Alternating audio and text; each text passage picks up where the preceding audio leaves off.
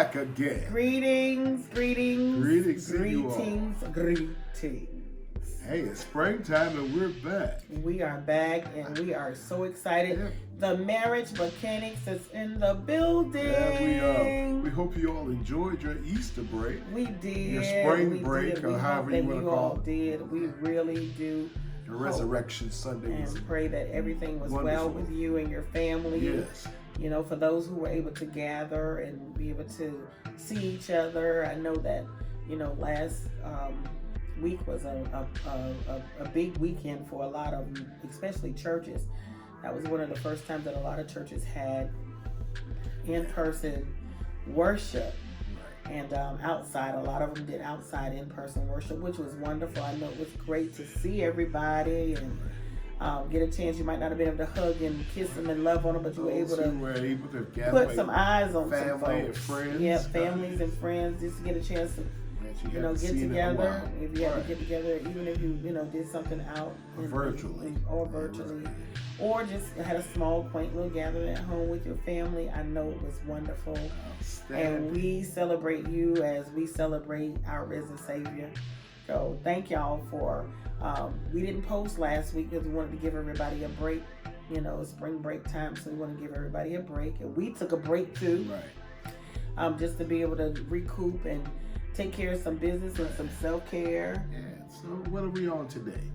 Yep, so today we are dealing with our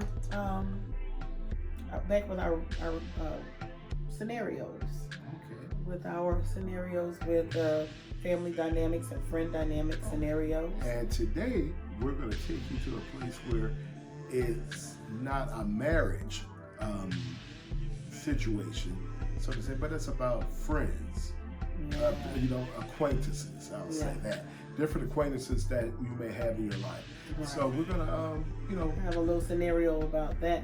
And even though it's not about marriage, it can still equate into relationships because we have friends. Right. And we do different things with different friends. My husband, we try to make it that our friends, we all get to know each other. We have different, but we do have groups of people who we don't know are associated with individually as well as collectively. That's we all, overall call the word friend, but we always have acquaintances that we are associated with. Right.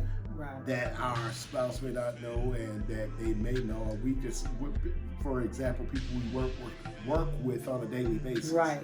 And they become a part of your work family, a part of your life.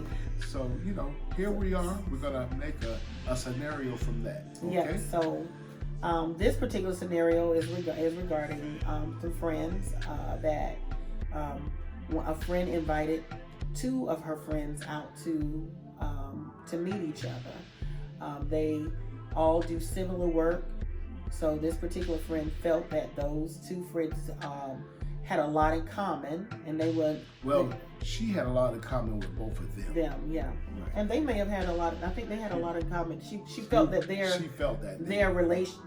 their personalities would gel well together. Mm-hmm. So she invited them out to down, and they also had a business interest that was familiar and similar to each other. So it was going to be a good collaborating meeting as well. And through the meeting, one of the friends said something to the other friend that kind of offended her, and it created a very salty space in the meeting, and it ended not so well. So, honey, if we were faced with a situation like that, or you were personally faced with something like that, how would you handle that when your friend communicates back to you that, I left the meeting and I was not pleased with the way your friend approached me, and, I'm very offended by what he or she may have said? Well, I have been in situations such as that, and with that being said, naturally, I apologized to the person, not being like, I'm so sorry that happened, but just saying, well, I'm sorry you felt that way. Yeah. But I got to know, well, what was it that was said that offended you. And they they did let me know what it was, and we kind of replayed what was said. And with that being said, I said, well, me knowing that person, they did not mean that at all to offend you. Right. It didn't mean that in an offensive way towards you or towards me. That's just how they come across. That's just their personality. And they felt the other way, like, well, they should, not go across by saying things, or they don't know. She didn't know me to bring that out such a way, and or he didn't know me, right, like that. So, with that being said, that's how I handled it. I said, I apologize on behalf not for of that, what they said, but for what happened. That you were offended, right? That the person was offended by it, and let them know that wasn't directed at them, and it wasn't directed at anyone. That was just how they felt about the situation. And they are entitled to their own opinion. And but that person taking that situation and bringing that, well, it kind of then made room for them to think that that's not a person that I should be associated with. But that's not fair, because they could have took that same light unto them. About you. Like thinking that, hey, well, they're not this caliber of people, or you shouldn't be associated with this particular type of person, because they're ghetto, or they are boisterous, loud, controlling. They're too bougie, or all of that goes across the plate. And I mean, and that's good that you brought out the point about apologizing not for the person's personality or what they said, but how apologizing for them feeling offended. I agree 100%, because that's what I would do. The other piece is that for me, I've experienced different situations like this as well, and when things like that happen, I deal with the person who has come to me in regards to feeling offended. When someone feels offended, yes, it is. You don't want anyone to be hurt or feel offended about anything. Sometimes a lot of people carry their feelings on their shoulder, and that would be my first thing. Is like, okay, so what was said, and then the other thing is, okay, and why did you feel that they were being offensive toward you? And then if I was in the midst of that situation, because I was there, but it could have been different conversations, and you not listening. You could have been right directly. there, and that, like I said, I've been in a situation being right there. They were looking at me when they were saying it, like and I'm like, they were looking at you, but you were in conversation, but it wasn't directed towards you. Right. And that's what I'm saying. When people have underlying things going on in their minds, my first question would be, what was said to you? Whatever was said to you, how did it affect you to the point where you became offended? And what did it hit within your emotions to cause you to feel that it was being directed toward you? And the reason why I say that is because many times people become offended by something that someone says that has nothing to do with them at all. Totally innocent conversation.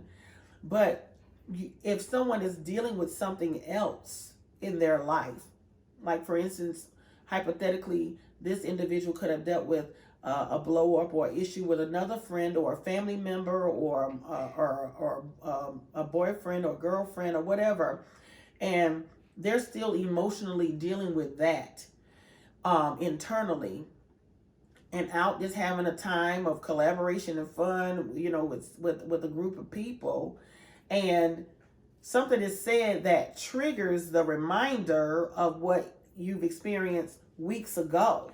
Sometimes years ago. They could find out that prior to meeting with you and them, they could be on the phone or whoever, talking with somebody who is still a mutual friend of all of you all. Yeah. and say, "Oh, I know her." Oh, I and know a seed was planted. Here we are. They planted seeds.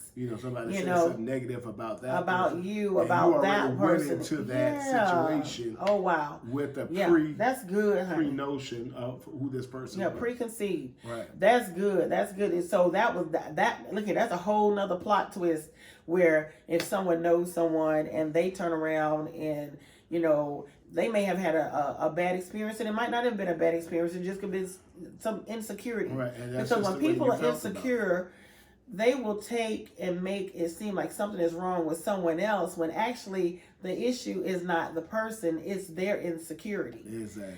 And they'll make it seem like that person has a problem when actually it's just that, sister and brother, you just need to build up your confidence and be just as confident as the person that you are might have a little insecurity about, and we just have to learn how to deal with our issues and our situations and different things so that we don't allow them to bleed over into relationships that can be really important and beneficial to your life. Exactly. And the other thing is, and this is another part that we're going to share, and we're not going to be before you long because we want people to really just think about this. But the other thing I want to share is that we are event planners and caterers, and we do a lot of different things. We host a lot of events and times of opportunities of networking and collaborating with people. So we see this firsthand. We deal with a lot of different follow-ups of different things that they may have felt, or people gaining opinions about people when they are in a meeting with them, or an opportunity to network with somebody that's going to be a great connection, and it turns out not being the best. It would have been a great connection for you and that person, or for your business, and it ended up not coming into fruition because you have allowed personal issues that you have, personal insecurities that you have within yourself, to negate the whole purpose of you building an excellent networking system that's going to propel you to your next level. And then when you're hosting something, you as a host, it is important that you keep the pulse of the room together with all of your guests that you brought in to collaborate and meet, or friends or family. Because you could have people in that room who are outspoken, who are boisterous as well. So, but with that being said, you can help control that temperature in the room. Now it can help. You're going to have to. Right. And other pieces that you can't control what people are going to say. Right. You can't control how people feel or what their mental mindset is. You can't control that part. But what you can control is the vibe that's in the room. If you pick up on a salty vibe, or you're having a networking forum and everybody's sitting off to themselves, no, we got to break it up. You got to get that breaker going to pull people in, to reel them in. When you're having friends come together, that group of people came together, break that up and say, bring another person and bring them in to introduce them to someone, and mix the room up, shake it up a little bit. Family members, two different sides. Somebody's coming in that's getting ready to be a part of that family. Being introduced as a fiance. People are always comfortable with what they're familiar with. But so in order for you to get familiar with the next person, you're going to have to introduce yourself. And communicate, talk. And people are not going to always talk about what you like. People are not going to always agree. But how are you going to know you unless you communicate? People are not always going to believe what you believe. People are not always going to have people from different walks think of life. How you think. They're not going to always be the same age as you are. There's so many different scenarios and different things that are going to happen in an opportunity to come together to meet with someone to be beneficial for both parties, or all three parties of the room. So we have to learn how to really monitor our interactions with people. I say when we come into, like you said, mixers such as that, to keep business. And keep things going, and just don't go too far into your personal lives, but just keep business like it is. Keep business, but on the other side, make sure that people understand that when they're coming into a situation where they're going to be collaborating, make sure that, you get to know the people. get to know more than just Right. that little business piece that you handle. Make it a little personal, not too personal where you're going to put too much out there, but at least so when you go get back opportunity to meet back with them again, you will see that when talking, so how is so and so and so, Right. those kind of things draw people in more when they see that you're paying attention to what they said, not only just about what their business is about, but with their personal business too. Right. But that's the icing on the cake with a lot of networking situations. But with this particular scenario, I encourage, if you're in a situation where your friend feels a certain way, the one who was offended. the one who was the offender, so to say, quote unquote offender to the other person, be yourself. Right. And don't change or make any adjustments because of someone having an issue or became offended by something you said when you never had any intention to offend them whatsoever. Be true to who you are. Be authentic. Sometimes you may have to tweak a little bit, but still be who you are. It's according to the tweaking, though, right? Because you don't want to remove your personality just and be just a warm body. But just be mindful of things that you may say in the course of having different people in the room. Yeah, because everybody, you can't talk to someone who is from a certain caliber or lifestyle. You can't come in and certain things they're not going to understand if you come in saying certain things a certain way. Right. So, and that's all. We just wanted to just share that scenario with you. We hope that this was helpful. Before we go out, we just want to tell y'all thank you so much for your support once again. Right. And we really, really appreciate the love and support. Again, if you would like to be a part of our relationship scenario series, we're going to be carrying on a little bit into May since we missed one time of posting due to the break. But you can reach out to us. You can reach us at Covenant, 4life at info@gmail.com. Right. That's Covenant, 4life info@gmail.com. Or you can reach out to us on any of our social media platforms. Facebook is Charles and Sherry Gordon, or Covenant for Life Couples and Marriage Maintenance. That is a private group, so you would have to inbox us on our personal page for us to get you into the private group. And also we are on Instagram as Charles and Sherry Gordon as well. All right. So we look forward to hearing from you guys. And always remember to live, love, laugh, learn, and last. Blessings to you. Blessings. Have a great week.